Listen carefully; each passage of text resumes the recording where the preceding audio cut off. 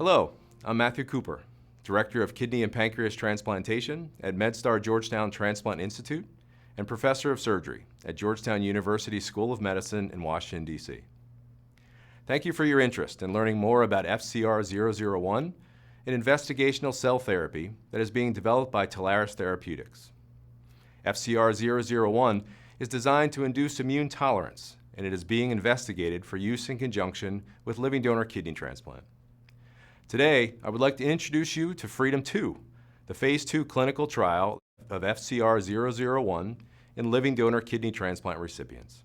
FREEDOM-2 is an open-label, single-arm, proof-of-concept study of FCR001 safety and efficacy in patients who underwent living donor kidney transplant 3 to 12 months prior to enrollment. The primary endpoint is proportion of FCR001 recipients who are free from immunosuppression and without biopsy-proven acute rejection at 24 months post-FCR001 infusion. A key secondary endpoint is change in renal function in FCR001 recipients as measured by eGFR from day 1 prior to FCR001 infusion to month 24. In FREEDOM-2, the donor who provided a kidney to the recipient will undergo stem cell mobilization and apheresis for FCR001 processing.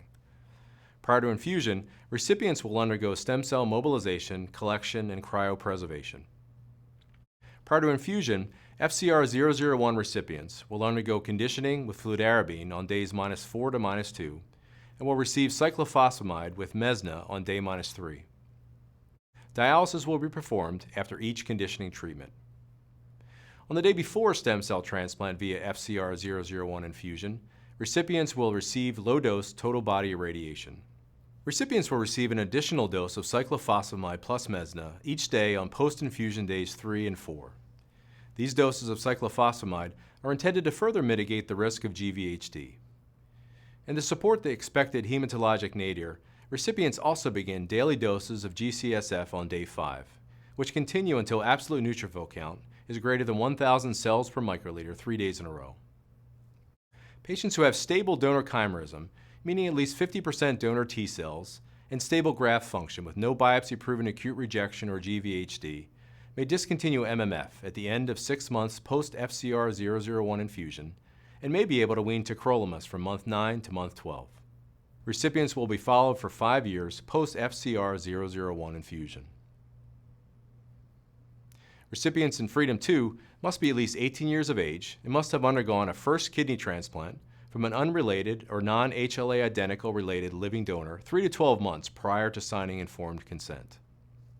Recipients must also have stable allograft function with eGFR of at least 60 mL per minute per 1.73 meters squared at screening and less than 25% decrease in eGFR between the last 2 consecutive visits.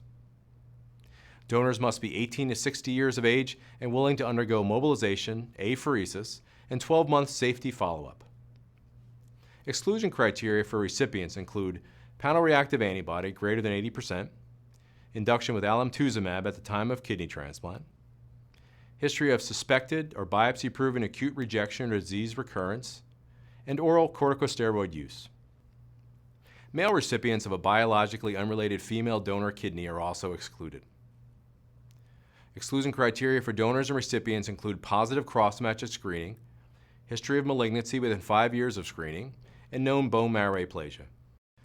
If you would like to learn more about FREEDOM-2, please visit the study site at freedom-2study.com or the NIH Clinical Trials site. Thank you for your time and your commitment to kidney transplant.